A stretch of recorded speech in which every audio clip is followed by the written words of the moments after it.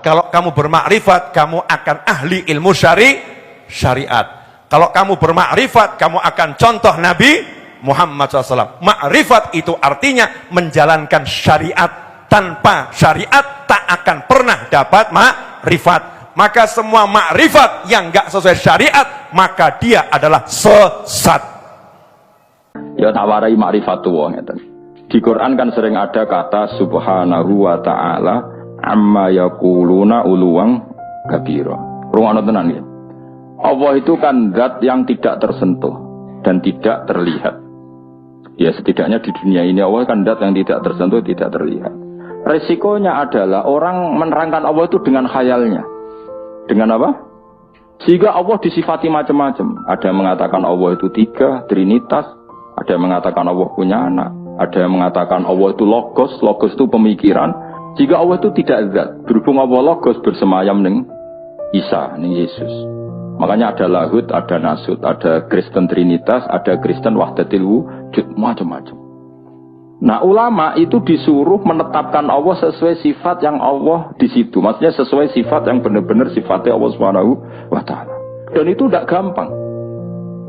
Sehingga orang soleh itu tidak cukup. Makanya orang soleh kalau tidak ada ilmu, kemungkinan jadi wali itu kecil. Karena pasti dia punya satu kesalahan besar dalam nyifati Allah. Orang kok mungkin pasti punya kesalahan besar dalam nyifati Allah. Di hadis Muslim, Sahih Muslim termasuk hadis Sahih, itu ada riwayat unik ya buat. Unik betul. Ada orang itu sujud ke misbah, ya sujud betul kepada Allah. Dia sujud diinjek sama pemuda tanggane, sing pemuda ini tanakal. Sujud orang mari untuk duit, pokoknya diinjek. Si soleh ini terus marah. Saya ulang lagi, si soleh ini marah. Terus dia bilang gini, fa wallah la yaghfiru wa laka, demi Allah, Allah tidak akan mengampuni kamu. Katanya pakai Allah loh ya, bukan saya tidak mengampuni kamu. Kalau itu malah bagus. Atau muni janjuk gue malah apik. Kakek aneh gue malah apik karena di atas namakan dirinya. Tapi dia sumpahnya wallahi la yaghfiru wallahu lak, demi Allah, Allah tidak akan maafkan kamu. Ada kata Allahnya.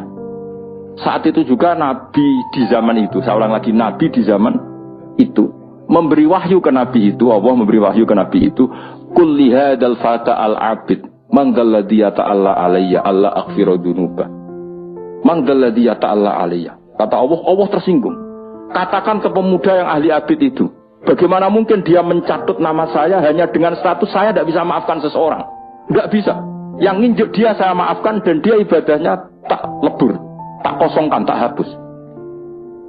Makanya kelompok yang ekstrim itu mikir, nyifati Allah kok karepe dhewe. Misalnya Ruhin mangkelno aku, ada ngajine mbek aku terus aku mangkel, "Ken Allah ora bakal nyepuro kowe." Lho bagaimana saya bisa mencatut sifatnya Allah hanya tidak memaafkan? Memangnya saya Allah? Kan terserah Allah, ya yu'adzibu mayasa wa yaghfiru. Tidak bisa kamu nyifati Allah hanya sepihak sesuai kemarahan kamu. Lah ya canom itu saking ngamuke demi Allah, Allah enggak maafkan kamu loh. Allah kok mau disifati ra memaafkan padahal Allah bisa saja. Atau mendingane juan cuk wong kok fase kaya ngono, ngidak-ngidak aku. Atau tarung menisan. Mereman lah kawan. Tapi ini kan kita nyifati Allah kok ngono iku piye kan? Dong tuh teman. Tidak boleh, kita tetap nyifati Allah kama wasofahu binafsi fil Quran. Allah nyifati tadi bi yaghfiru liman yasha wa yu'adzibu may yasha. Ya sudah, Allah selamanya akan kadang yaghfir, akan kadang yu'adzib.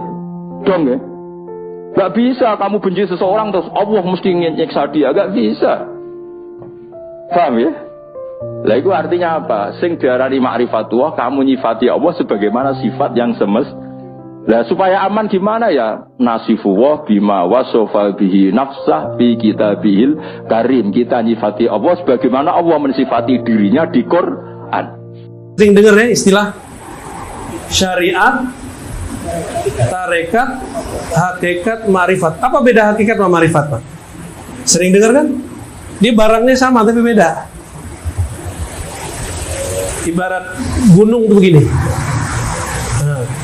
Ini syariat bagian bawah.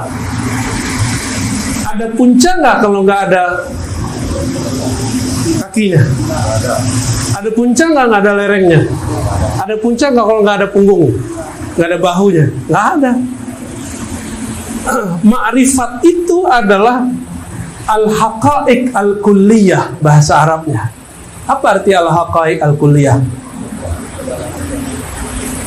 Gabungan semua hakikat atau puncaknya. Nah, itu disebut ma'rifat. Jadi ma'rifat itu adalah gabungan hakikat. Hakikat ini lagi tercerai-berai. Sampai di sini syaitan, Azazil, iblis pun ikut serta. Dulu yang ngajar di surga itu kan salah satunya iblis. Dia ngajar hakikat tapi belum sampai ke ma'rifat. Hakikat itu inilah kajian sifat, nama dan fi'il. Kalau tarekat zikir, wirid, nah itu tarekat. Kalau syariat amal zahir. Amal. Nah, kalau hakikat apa? Tadi. Apa di sini? Tauhid. Nih, tauhid. Kalau di ma'rifat tuh tauhid. Nih Pak, semoga antum kejebak.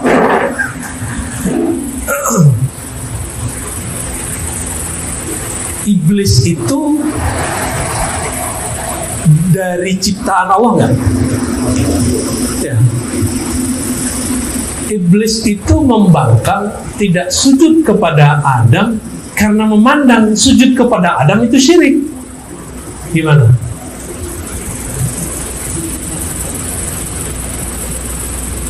Gimana Pak? Ya Allah, kenapa engkau menyuruh aku sujud kepada selainmu? Bisa nggak dia protes begitu? Itu hakikat iblis namanya. Itu level rendah, ada level lebih tinggi. Ya Allah, aku ini bersifat begini kan engkau juga yang menciptakan. Oh. Itu dia nyalain siapa tuh? Ya. Karena aku ini ciptaan engkau, kegelapan sifatku adalah bagian dari bayang-bayang engkau. Ini kata siapa? Iblis. Bener gak?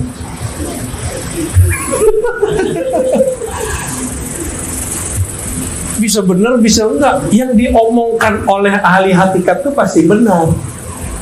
Mau dia iblis, mau dia wali, pasti benar.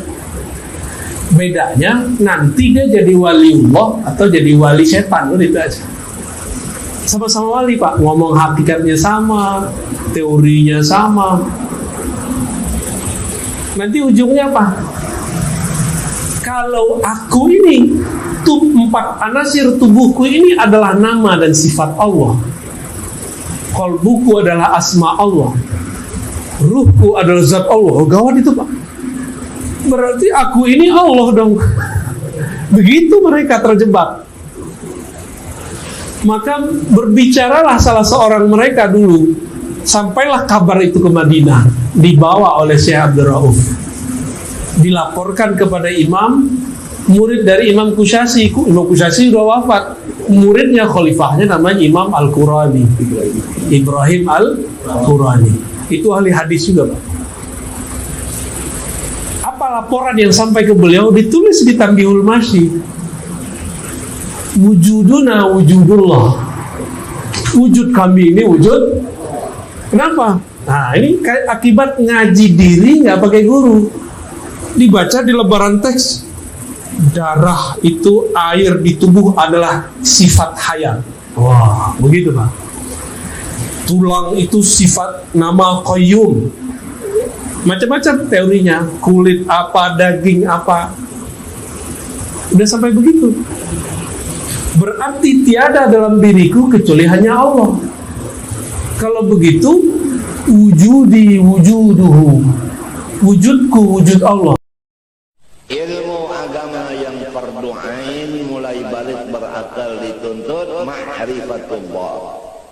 Ma'rifatullah paling mulia dari segala ilmu agama yang lain, karena hubungannya ma'rifat kepada Allah. Tidak ada yang lebih mulia selain Allah. Maka ilmu yang hubungannya jurusannya kepada ma'rifat, ilmu paling mulia. Artinya orang yang menuntut ilmu ma'rifat pangkatnya tinggi di sisi Allah, gajinya luar biasa. Apabila Sebaliknya terjadi orang menuntut ilmu susah padahal ilmunya ma'rifat, maka tentu ada kesalahan di dirinya.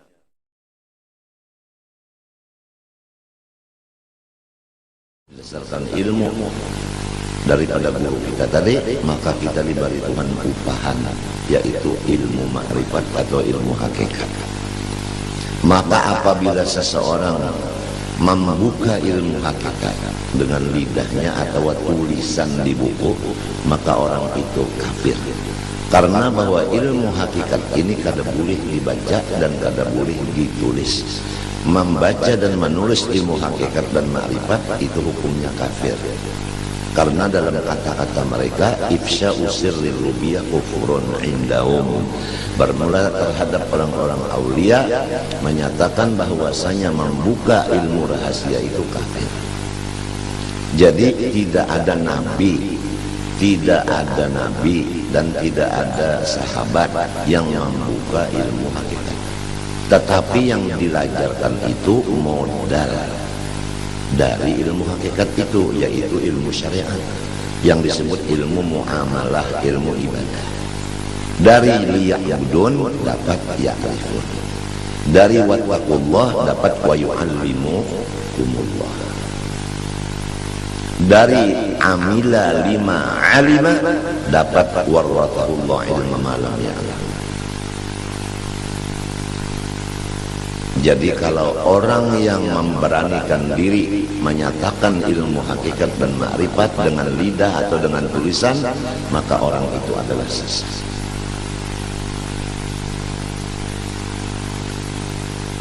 Jadi batasnya kita ini menulis, batasnya kita itu berucap adalah dengan ilmu amal, ilmu syariat.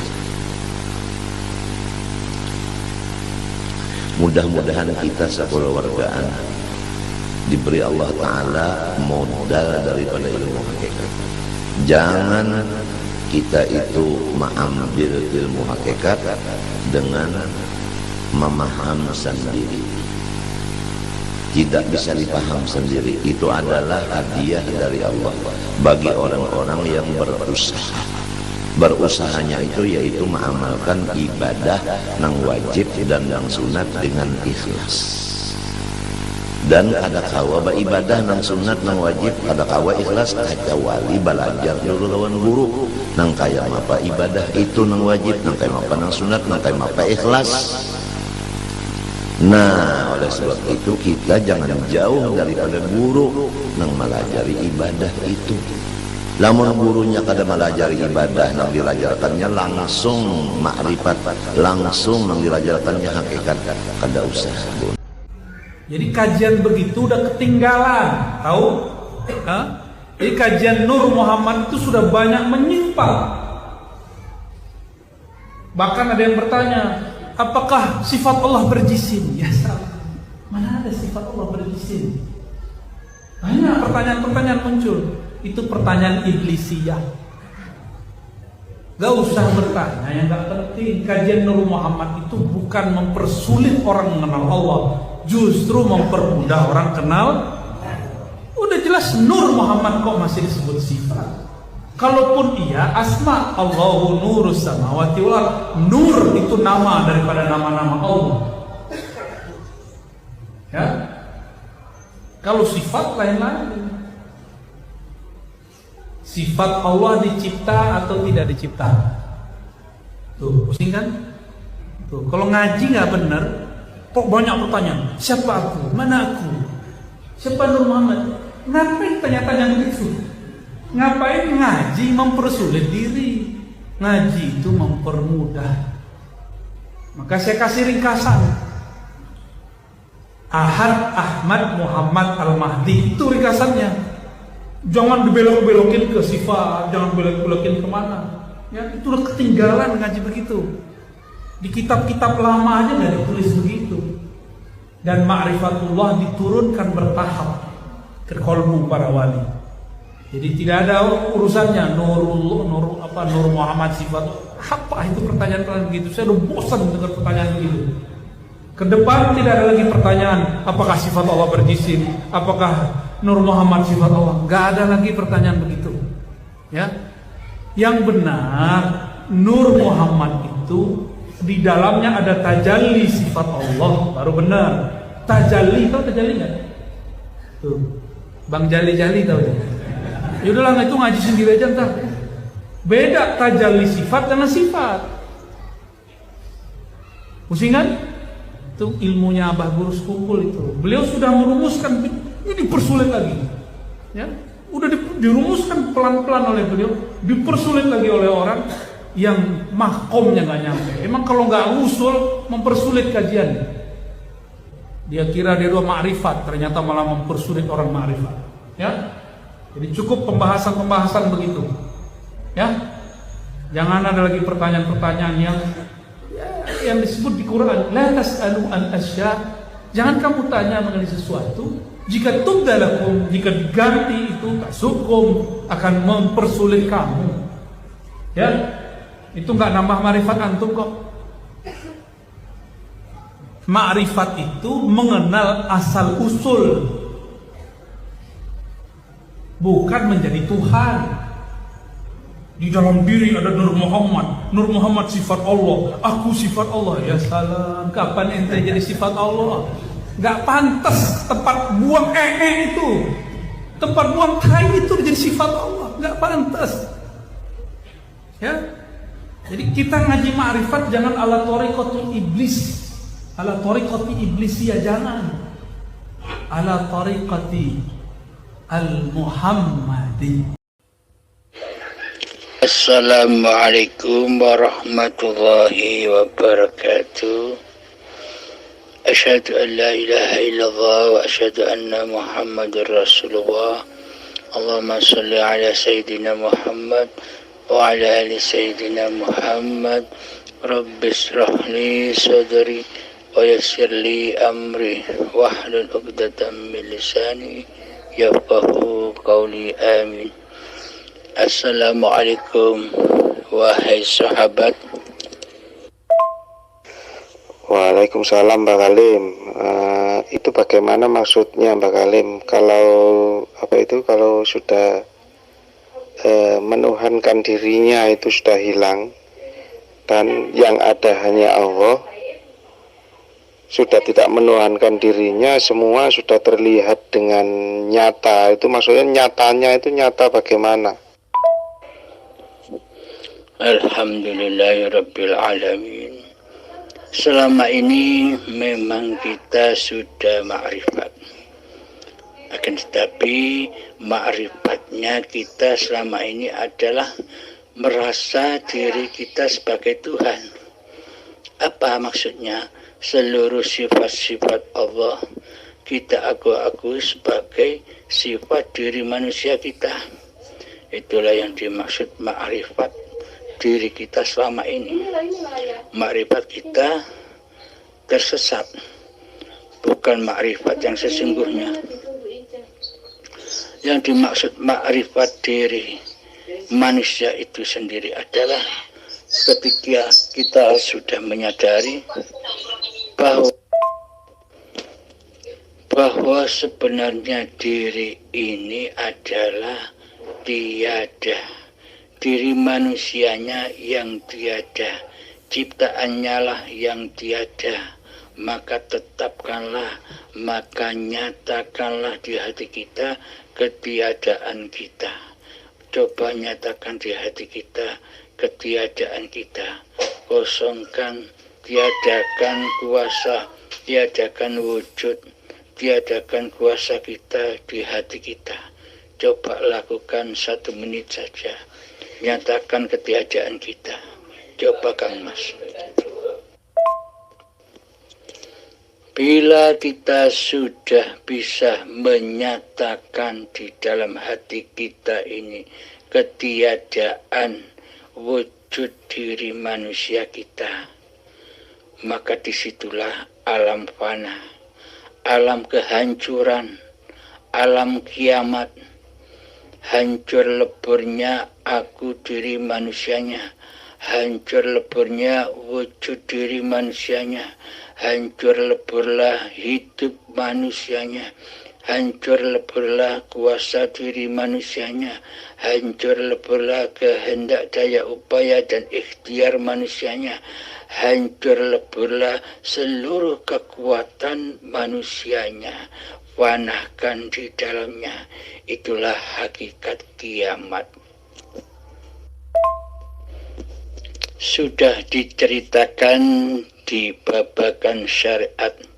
Nanti setelah hancur lebur ketika kiamat datang, yang mana tak satu pun makhluk yang ada, seluruhnya hancur, seluruhnya fana, maka disitulah Allah mengakui dirinya. Adakah Tuhan selain aku?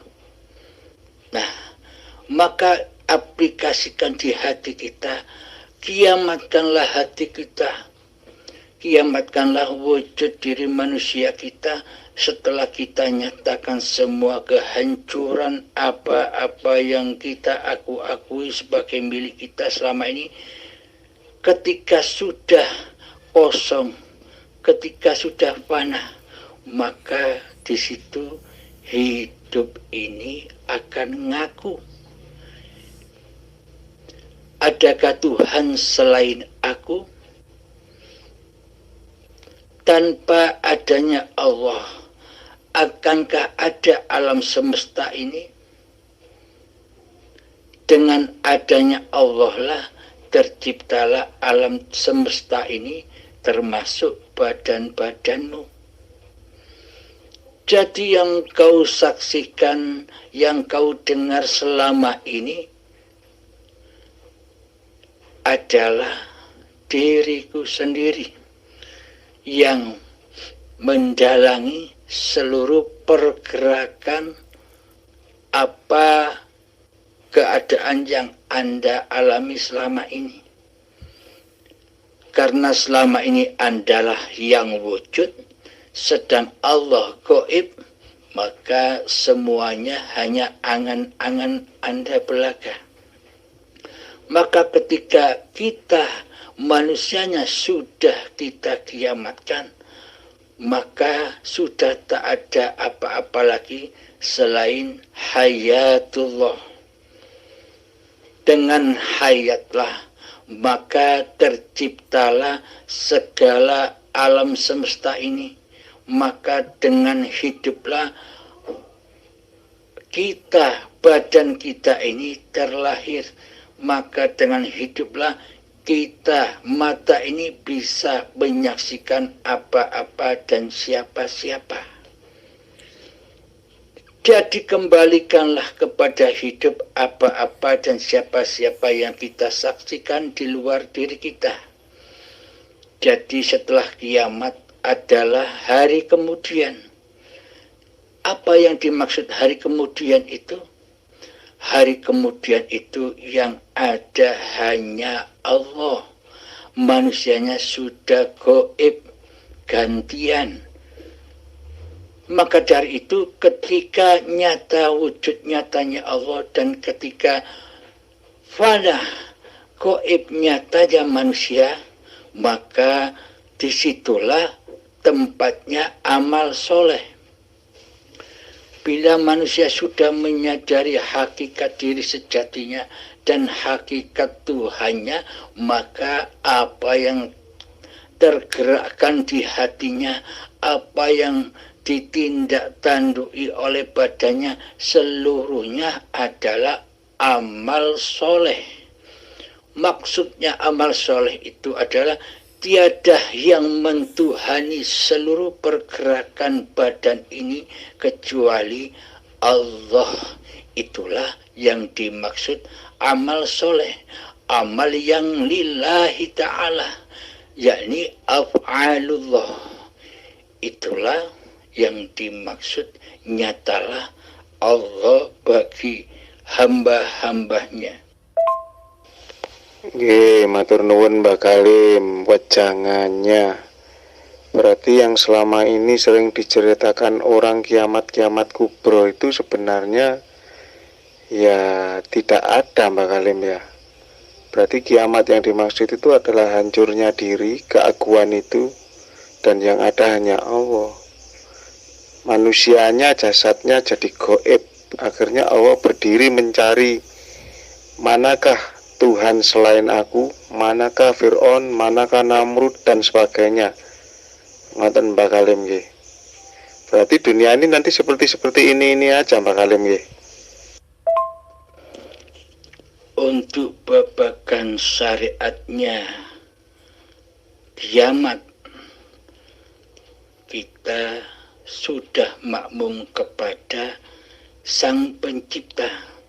Jadi buat apa kita memikirkan kiamat secara syariat, hancur leburnya dunia dan langit secara syariat? Maka temuilah hakikat kiamat itu sendiri, yakni memfanakan, menyatakan bahwa wujud diri manusia kita, wujud hidup manusia kita, wujud kuasa diri manusia kita sebenarnya tidak ada kecuali Allah. Jadi pada intinya, apa cerita-cerita yang ada di luar diri kita, cerita-cerita yang ada di syariat, itu hakikatnya sudah terjadi di dalam diri kita, yakni Al-Quran Qadim tiap-tiap manusia. Siapakah Al-Quran Qadim itu? Al-Quran Qadim itu tak lain, dialah Allah, Hayatullah. Karena pada intinya film yang ada di dalam dada manusia terbias keluar, sehingga seperti proyektor yang membiaskan cahaya kepada bioskop. Jadi apa-apa yang ada di luar film itu, apa-apa yang ada di luar diri kita itu hakikatnya adalah cermin yang ada di dalam diri kita. Jadi kitab-kitab yang ada di luar diri seluruhnya bersumber dari dalam diri, yakni maksudnya bersumber dari alam bako, alam kita, Al-Quran Qadim, yakni Allah sendiri. Jadi apabila kita membaca, memahami kitab hidup, maka kita akan mudah memahami hakikat diri manusia kita yang tiada, yang hanya dicipta oleh Allah. Berarti kalau sudah paham hakikatnya itu, syariatnya bagaimana Mbak Halim? Syariatnya boleh gugur apa masih harus dilakukan syariat-syariat itu? Jika sudah mengerti hakikat-hakikatnya, termasuk hakikatnya sholat, puasa, dan seterusnya. Bila manusia sudah kembali kepada hakikat diri sejati manusianya yang tak ada, yang tak wujud, lalu apakah manusia masih berkewajiban syariat? Bila manusia masih mengandalkan syariat-syariat manusianya, berarti kan belum fana, belum mencapai hakikat diri manusianya, karena manusianya masih merasa yang bersyariat, masih merasa berkuasa, masih praktek hatinya masih linapsi. Sedang ketika manusia sudah fana, sudah meninggal, sudah mati, berarti manusianya kan sudah bebas bersyariat. Maksudnya syariat itu apa sih? Syariat itu adalah seluruh pergerakan sejak dari bangun tidur sampai tidur lagi, itulah yang disebut syariat. Maka dari itu, bila manusia sudah mencapai hakikat diri sejati manusianya yang tak ada, yang gaib, yang fana, yang mati. Mana mungkin manusia bisa bersyariat? Maka seluruh syariat-syariat manusianya pasti sudah ditinggalkannya. Syariat diri manusia, wujud diri manusianya saja sudah ditinggalkan. Nah,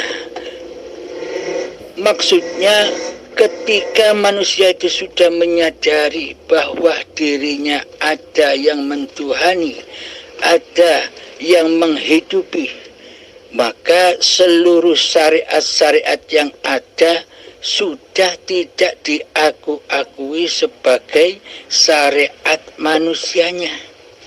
Contoh, ketika hati manusia dikehendakkan oleh Allah melaksanakan sholat 5 waktu, tapi di dalam hati sang hamba sudah menyadari bahwa seluruh kehendak yang ada adalah dari hidup, dari Allah. Otomatis seluruh pergerakan badannya, seluruh kelihatan manusia seakan-akan hamba ini beribadah, sholat, puasa, zakat, haji. Akan tetapi bagi si hamba yang sudah mengenal hakikat diri sejatinya, itu sudah tidak diakui sebagai syariat manusianya. Karena manusianya sudah menyadari bahwa seluruh syariat-syariat yang dikerjakannya adalah syariatullah, adalah af'alullah. Demikian sobat. Terkadang ada manusia bertanya, bila kiamat kubro itu adalah ketika ajal menjemput, pengelongkopan, pensucian demi pensucian, itu yang dinamakan kiamat kubro. Berarti kiamat yang digambar-gambarkan manusia di YouTube, di gambaran, hancurnya bumi dan langit, berarti itu kan tidak terjadi. Demikian kata manusia yang belum memahaminya. Sedangkan yang dikatakan bumi, dunia di sisi Allah, ya badan-badan manusia ini. Sedang langit adalah kehidupan manusia yang disangka selama ini milik manusianya. Maka bumi dan langit akan dihancurkan oleh Allah, disucikan lagi oleh Allah seperti sedia kala. Jangankan kita menemui kiamat kubro yang dipahami oleh manusia kebanyakan, kiamat diri kita saja hancur leburnya badan ini sehingga mencapai hakikat diri sejatinya, yakni jadi tanah. Ketika jasad mati sampai jadi tanah, kita pun tidak ikut-ikut ngurusi itu. Bagaimana mungkin kita mau ngurusi kiamat kubro yang dibayang-bayangkan oleh manusia? Karena sejatinya kiamat kubro itu kembalinya manusia kepada Tuhannya.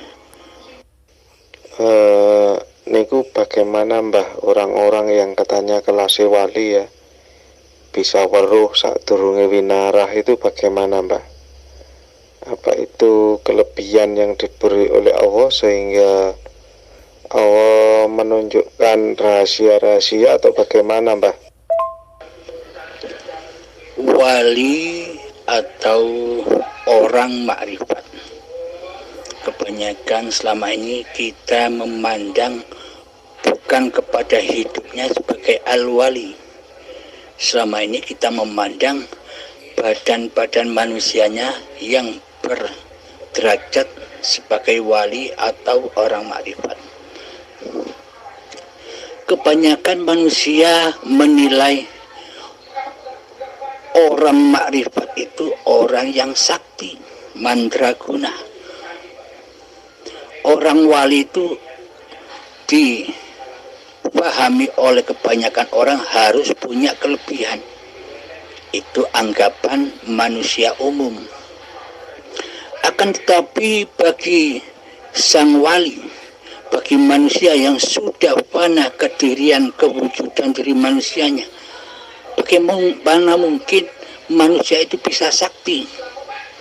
Karena seluruh kesaktian adalah milik hidup yang menghidupi badan-badan yang dianggap wali itu. Jadi orang makrifat, orang tauhid itu aslinya tidak tahu apa-apa. Bila ditanya orang, terkadang ya tidak tahu apa-apa. Soalnya sudah sampai kepada kemakrifatan hakikat diri sejati manusianya yang bodoh. Bagi manusia yang mendengarkan keterangan-keterangan orang wali ini, kebanyakan manusia memandang sosok manusianya sehingga tidak bisa menembus siapakah diri sejati hidup yang ada di sosok badan-badan yang disebut wali tadi itu. Nah, tahapan-tahapan itu ada 3 macam. Yang pertama adalah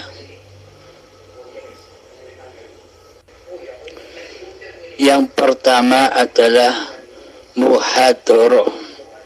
Muhadoroh itu orang-orang yang umum, yang mana selama ini hati mentuhani dirinya sendiri, yakni masih mentuhankan hawa nafsunya mereka masing-masing. Itulah muhadoroh.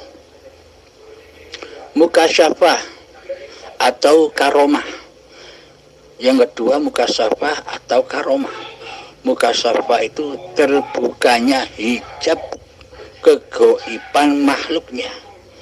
Jadi orang mukasyafah itu tahu isi hati orang lain. Banyak kesaktian yang ada di dalamnya. Seperti melipat bumi ke Masjidil Haram 1 detik sudah sampai. Itu semua adalah mukasyafah. Karomah. Jadi mukasyafah dan karomah itu ada 2 golongan. Yang pertama kasab suwari atau sauri. Kasab sauri itu adalah ketika terjadi kelebihan-kelebihan atas diri manusianya masih mengaku-akui bahwa terjadinya kesaktian ini karena lamanya zikirnya kepada Allah, zikir syariatnya, yakni zikir jahar dan sirinya. Karena diaku-akuinya seluruh kesaktiannya itulah, itu dinamakan kasab suwari, istijrot, penglulu. Jadi pada intinya mukasyafah itu ada 2 golongan. Yang kedua adalah kasab maknawi, yang mana ketika terjadi kelebihan atau kesaktian pada seseorang, maka di hatinya sudah tak nampak lagi dirinya yang sakti. Manusianya sudah fana.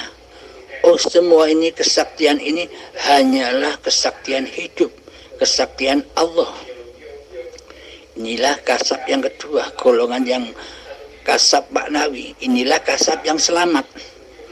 Akan tetapi golongan kasab sauri ini perbandingannya 1000 orang yang berkasab sauri atau suari, hanya 1 orang saja yang mampu naik menuju kasab maknawi.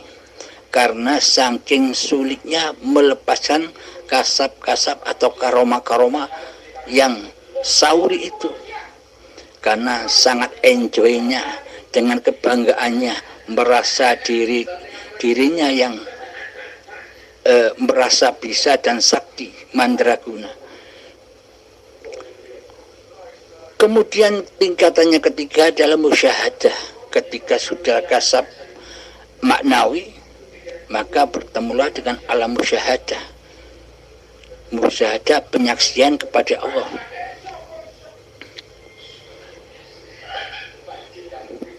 Di dalam musyahadah ada 3 tingkatan. Yang pertama musyahadatul fana, yakni di dalam 24 jam ingatnya lebih sedikit daripada lupanya, lupa kepada Allah. Jadi ingatnya kepada Allah lebih sedikit, tapi banyak lupanya.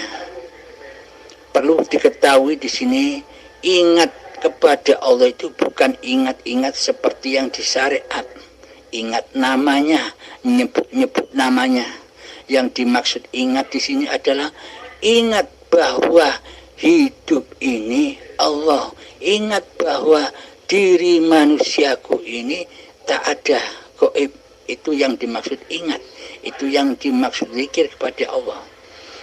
Di dalam musyahadah yang pertama, musyahadatul fana, lebih banyak lupanya daripada ingatnya. Yang kedua, musyahadatul kamil, yakni lebih banyak ingatnya daripada lupanya.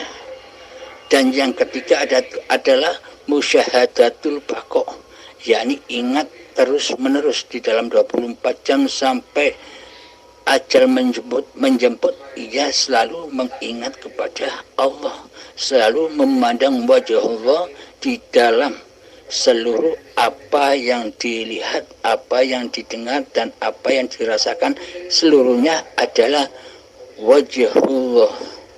Itulah makna la ilaha illallah, dan itulah makna roji'un kepada Allah. Demikian. Alhamdulillahirabbil alamin. Itu jadi lakunya gimana, Mbah, untuk mencapai makrifat yang sebenarnya itu? Lakunya bagaimana, Mbah? Laku yang simpel adalah demikian. Yang terpenting dahulu, kita sudah menyatakan bahwa diri kita sebenarnya adalah gaib, tiada, tak nyata. Itulah kenyataan diri sejati manusia kita. Setelah kita memahami, menyatakan dalam hati atas ketiadaan diri manusia kita, maka nyatalah Allah di segenap seluruh pergerakan badan ini. Contoh mengaplikasikannya seumpama di dalam sholat. Setelah kita niat di dalam sholat, Allahu Akbar, takbiratul ihram, memaha besarkan Allah. Yakni di dalam hati kita sudah memandang Allah nyala, hidup nyala, yang memaha besarkan dirinya sendiri di dalam takbiratul ihram. Setelah Allah memaha besarkan dirinya, maka sendekaplah manusianya, yakni tandanya manusia disuruh mati, disuruh kembali kepada kekuasaan Allah. Jangan ikut-ikut jadi Tuhan, jangan ikut-ikut jadi penguasa di dalam sholat. Sudah diam saja, ikuti apa yang digerakkan oleh hidup. Ketika kita ruku, berdiri, sujud, semuanya adalah pergerakan hidup. Ketika hati kita memandang hidup, memandang Allah, maka terbelenggulah iblis, setan, dajjal, dan hawa nafsu kita serta dunia tidak bisa menembus singgah sananya Allah di dalam saat kita sholat. Itulah yang dinamakan mi'raj, itulah yang dinamakan ma'rifat. Jadi yang bisa mi'raj, yang bisa ma'rifat bukan sosok badan manusianya. Yang bisa mi'raj dan yang bisa ma'rifat adalah hidup yang menghidupi badan ini. Jadi manusianya tetap di dalam ketiadaannya. Itu di dalam sholat. Contoh di dalam suasana keadaan yang lain. Ketika kita naik motor, ketika kita dalam keadaan naik motor, saksikanlah hidup bahwa selama ini yang jadi Tuhan kan manusianya. Seolah-olah manusianya lah yang naik motor. yang bisa nyetir mobil, yang bisa nyetir pesawat. Akan tetapi bila kita sudah menyadari hakikat diri sejati manusia kita yang tidak berperan apa-apa di dalam badan ini, maka nyatalah Allah lah yang naik motor, Allah lah yang ke sawah, Allah lah yang berjalan. Seluruhnya apa yang dirasakan di hati, seluruhnya adalah Allah. Ini iman dan takwa, akidah yang harus ditanam di hati.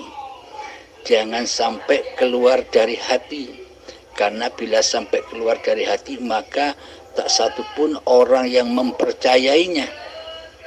Karena manusia memandang diri manusia Anda sesuai cerminnya.